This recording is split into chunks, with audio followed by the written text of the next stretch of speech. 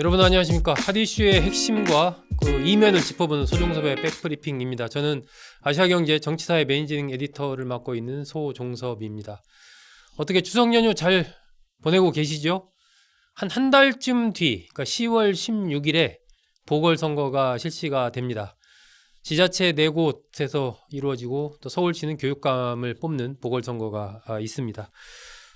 추석 연휴 때 밥상에 많은 이슈들이 오르겠지만 이 문제도 하나의 이슈가 되지 않을까. 특히 호남 지역에서 민주당과 조국혁신당의 경쟁이 상당히 흥미롭게 펼쳐지고 있지 않나 싶습니다. 이런 문제 관련해서 국회팀장 맡고 있는 나주석 차장과 이야기 나누겠습니다. 자, 나 차장, 그 10월 16일 날에 보궐선거가 있잖아요. 네, 있습니다. 예, 그 보궐선거들이 좀 어디서 어떻게 진행이 되는지 그것부터 좀 한번 정리를 한번 해주시죠. 네, 중앙선거위원회는 지금 10월 16일 수요일이죠. 교육감 한국과 기초단체장 4곳에서 재보궐선거가 실시된다고 발표를 했는데요. 교육감은 서울시이고 조현선 교육감이 유죄로 피선거권 상실하면서 실시됐습니다. 네. 그리고 부산 금정구청장과 강화군수는 각 기존 단체장이 유명을 달리하면서 실시하게 됐고요.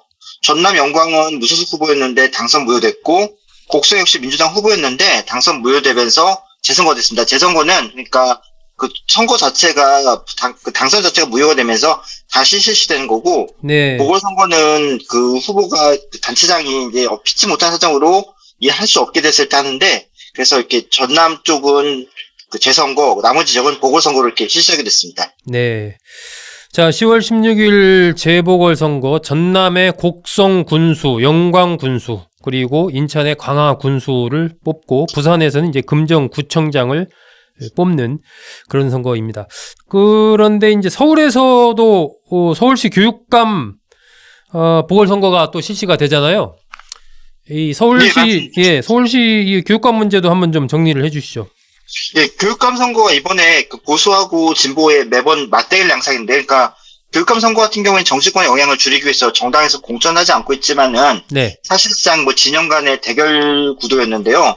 어떤 면에서는 약간 단일화가 되냐 안 되냐에 따라서 선거 판도가 바뀌고 그랬습니다. 근데 이번에는 좀 주목되는 게 광유현 전 그 서울시 교육감 그리고 조전혁 전 의원이 막 진보와 보수의 선두주자로 나서고 있는데, 여론조사상으로서 그렇습니다. 근데 두 분 다 이렇게 약간 공교롭게도 좀 논란 인물인데, 곽 전 교육감 같은 경우에는 과거 뭐 후보 단일화 과정에서 돈을 건넨 혐의로 이렇게 10개월 정도 복역하신 전력이 있고, 네. 뭐 조전 의원도 마찬가지로 전교조 명단 불법 유출로 해서 이렇게 패소해가지고 저기 좀 전과가 있습니다. 그래서 꼭 일각에서는 그러니까 전과자가 난무하는 서울교육감 보궐선거라는 뭐 좀 자주도 나오고 그러고 있습니다. 지금까지 예비 후보는 한 10명 정도 되는데요. 네. 진보하고 보수 진영 양쪽 다 지금 단일화 논의를 진행하고 있는데, 그러니까 진영마다 다 그 얘기는 하고 있습니다. 만약에 단일화하지 못한다면 우리가 진다. 그런데 단일화를 두고서 되게 좀 약간 기싸움들이 있어서 어떻게 성사될지는 좀 지켜봐야 할 것 같습니다. 네. 이게 뭐 과거에 서울시 교육감 같은 경우에 어쨌든 진행된 선거 양상 보면 누가 단일화를 했느냐.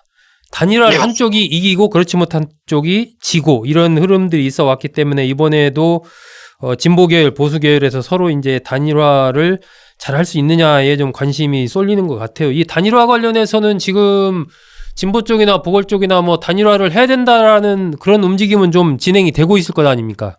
예, 많이 진행되고 있고요. 그러니까 논의 방식들, 그러니까 후보들마다 거기에 대해서는 이견이 없습니다. 다만, 그러니까 방식이나 과정 등 놓고 또 뭐 진보적 같은 경우에는 광명선 교육감 후보가 과연 나오는 게 적절하냐 이런 문제가 좀 있긴 한데, 뭐 정치권도 여기에 대해서 훈수를 두고 이런 양상을 보이고는 있습니다. 네, 뭐 진성준 정책위의장인가요? 지난번에 좀 전 바람직하지 않은 것 같다 뭐 그런 얘기 한번 했었죠. 네, 한동훈 대표도 저기 곽국교육감 관련해서 이렇게 언급을 했었는데요. 네. 역시 이렇게 화제가 됐었습니다. 네. 자, 어쨌든 이런 상황에서 지금 특히 호남의 민심과 관련해 민주당과 조국혁신당의 어떤 경쟁, 이것이 또 하나 주목이 되고 있습니다. 지금 전남의 곡성군수, 영광군수를 뽑는 여기에 이제 민주당과 조국혁신당 후보들이 경쟁을 하는 그런 상황인데, 이 야권의 공천 전체적으로 다 마무리가 됐는데 이 상황 한번 정리 좀 한번 해주시죠. 예, 지금 먼저 말씀드리면요. 이게 국민의힘 같은 경우에는 지금 공천이 지금 진행되고 있거나 그런 중인데 그러니까 국민의힘 같은 경우에 좀 양상이 좀 독특한 부분이 있습니다. 그 중앙당에서 안 하고 시도당에서 하고 있는데요. 네. 그러니까 아무래도 이번에 좀 뭐 선거 영향 자체가 일단 좀 우세 지역들, 열세 지역들이 아주 명확하게 있는 측면도 있긴 한데 당에서 일단 중앙당에서 이게 그 중앙당까지 미치는 영향을 최소화하기 위한 전략으로 보입니다. 그래서 이렇게 좀 시도당 차원에서 공천이 이루어지고 있는 게 특징이고요. 네. 강화 관련해서는 지금 그 좀 눈여겨볼 게 안상수 전 인천시장이 오늘 저기 강화군수에 출마하겠다고 선언을 했습니다. 이렇게 이분은 대선 후보까지 나오셨고 그다음에 인천시장을 지내셨던 분인데 이번에는 강화군수에 도전을 했습니다. 점점 좀 낮춰서 도전을 하네요. 예. 그리고 민주당에서는 저기 한현희 강화 미래발전연구 뭐 운동본부 대표로 공천했고요. 네. 부산 금정구청장에는 민주당 같은 경우에는 김경지 전 금정지역위원장을 전력 공천했고 국민의힘은 지금 이제 저기 그 시도당에서 좀 공천을 준비하고 있습니다. 그리고 조국혁신당 같은 경우에는 유재상 변호사를 영입해가지고 전략 공천을 했습니다. 네. 그리고 이제 관심이 되는 호남 같은 경우에는요, 뭐 민주당 같은 경우에는 장세일 전 전남도의원을 영광군수로, 조상래 전 전남도의원을 곡성군수로 했고, 혁신당 같은 경우에는 장현 김대중재단 영광군지회 회장을 이렇게 영입했는데 이분은 좀 재밌는 게 그 민주당 공천에 출마를 하려고 했었는데 그 과정이 좀 불공정하다 해가지고 탈당한 다음 날 예. 조국혁신당에 입당했고 거기서 후보가 됐습니다. 그리고 곡성군수 같은 경우에는 지금 박웅도 전 곡성교육희망연대 대표가 지금 공천됐습니다. 어쨌든 전체적으로 야권은 공천이 다 마무리가 된 상황이고 국민의힘은 아직 이제 진행 중인 그런 상황이군요.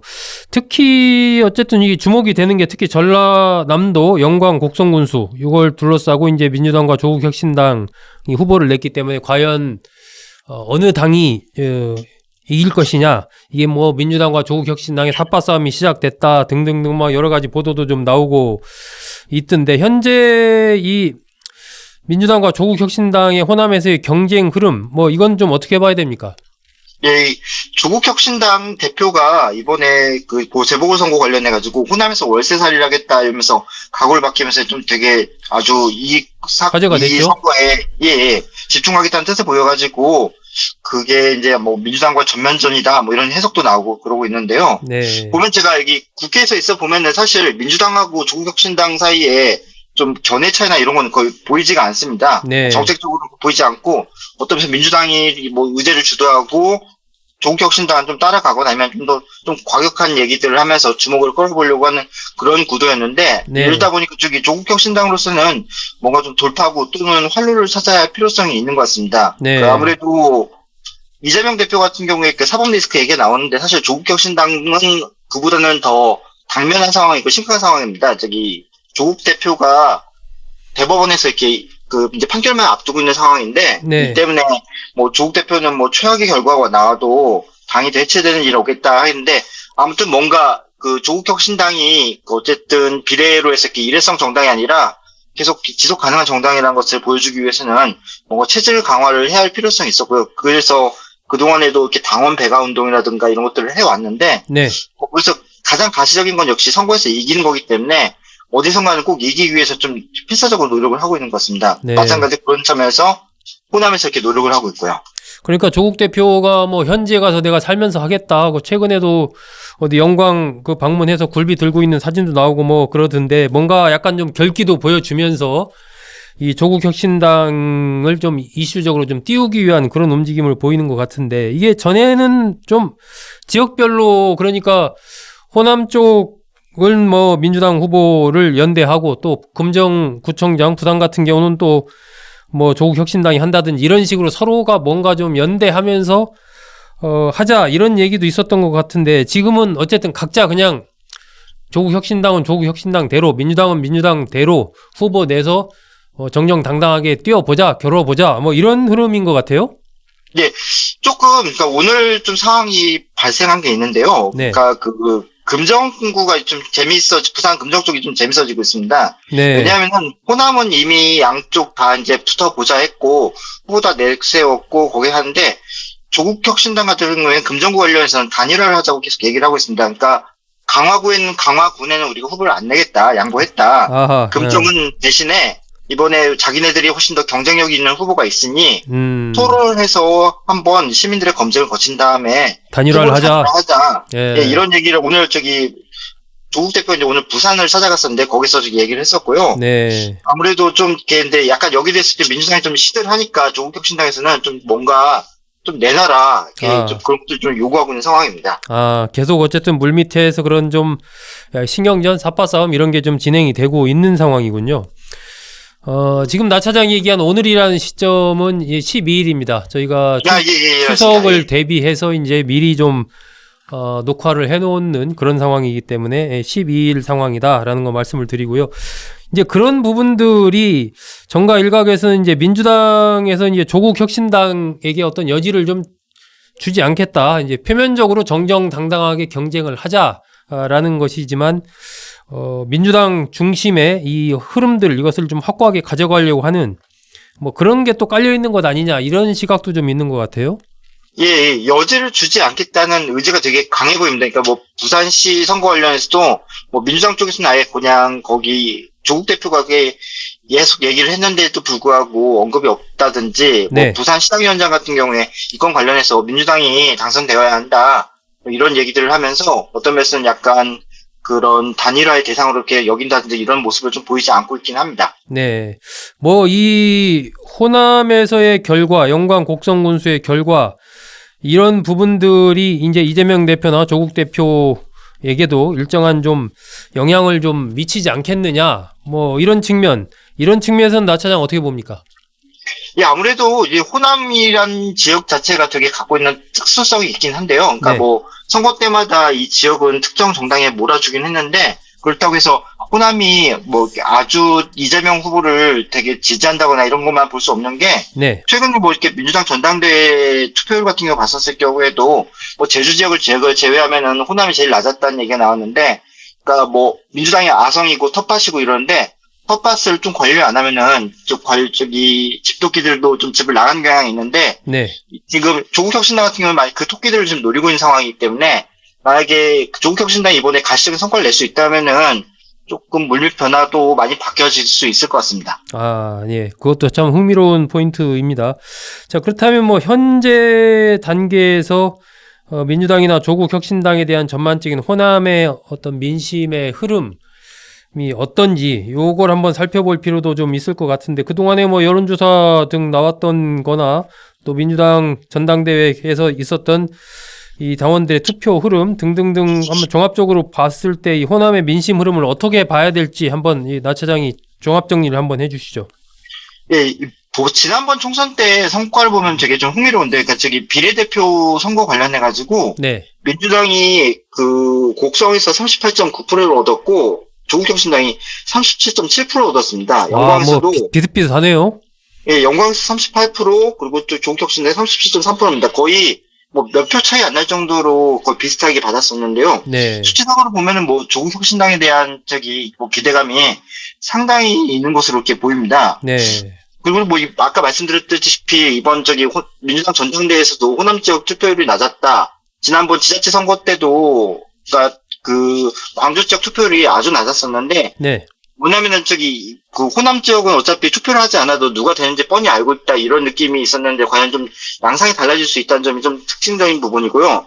또 보궐선거 같은 경우에는 근데 다만 지난번 총선 결과가 지민 비조해가지고 지역구는 민주당, 비례는 조국혁신당 이런 구도였었는데 그러니까 사람들이 어떤 면에서는 민주당 표를 행사했기 때문에 거기에 대해서 심리적으로 조국혁신당에 투표를 할 수 있었는데 이제 한 표밖에 행사할 수 없었을 때 어떤 표를 행사할지는 좀 지켜봐야 할 것 같고요. 그다음 뭐 보궐선거는 조직투표 성격이 되게 크기 때문에 이 선거에서 민주당이 아무래도 조직력이 그동안 오랫동안 이 지역을 지켜왔기 때문에 좀 더 유리한 상황이 아닌가 싶습니다. 자, 지금까지 10월 16일 예정된 보궐선거와 관련해서 아시아경제 국회팀장 맡고 있는 나주석 차장과 얘기 나눴습니다. 자, 나 차장 수고했습니다.